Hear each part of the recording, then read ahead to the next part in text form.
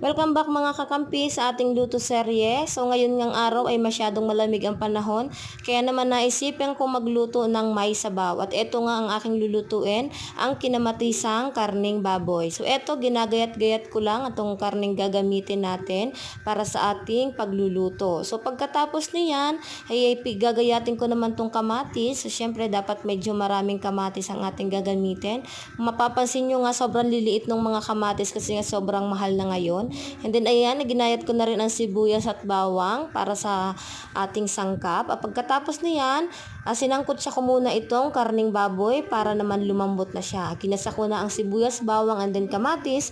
And then nilagay ko na itong ating sinangkot siyang karning baboy. And then nilagyan natin ng mga pampalasa, paminta, and then itong patis. So ayan lang, pinakuluan lang natin iyan. Pagkatapos, nilagay natin itong pechay. So after nyan, iyan ang ating